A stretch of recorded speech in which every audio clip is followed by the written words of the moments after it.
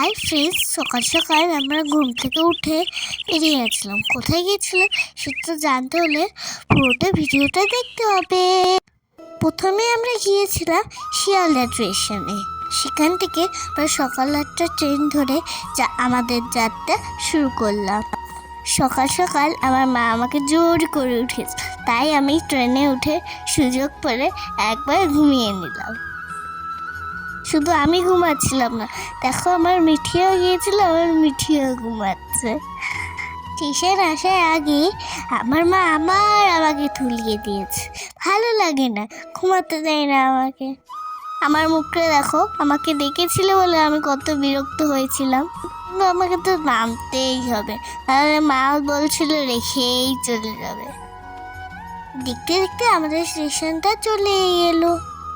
আমার স্টেশনে তাড়াতাড়ি নামবে। দেখো স্টেশনের নামটা দেখে বুঝে যাবে আমরা কোথায় এসেছিলাম।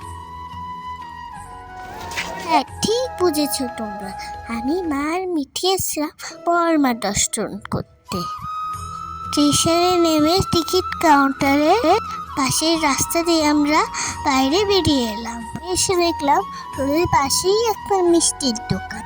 সেখান থেকে মায়ের প্রসাদ কিনে বর্মা দর্শনে উঠতেছে হাঁটা শুরু করলাম। এখানটা এসে তাই জানতাম না, কিছুটা এগিয়ে এলে দেখলাম এখানেও পোশাক পাওয়া যাচ্ছে। বর্মা এখানে পৌঁছেছিল সকাল 9টায়। তাও দেখো কত লাইন দেখতে দেখতে শেষে গিয়ে দাঁড়ালাম। বন্ধুরা, তোমরা এই লাইন দেখে কিন্তু ভয় পেও না।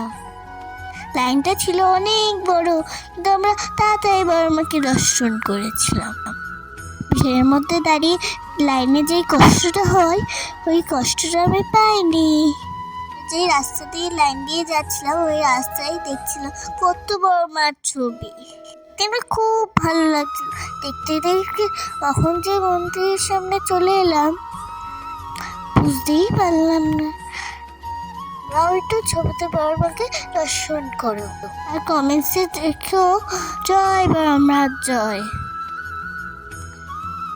মন্দিরের ভিতর যাওয়ার পর মা ভিডিও করছিল, কিন্তু আমি মাকে বলছিলাম মা ভিডিও করো না, বকবে এখানে। দূর থেকে একটু মার ভিডিও করলাম, পুরো ভিডিওটা করা হলো না। পুজো শেষ করে বেরিয়ে এলাম আমরা। বাই বাই, তোমরা সবাই ভালো থেকো।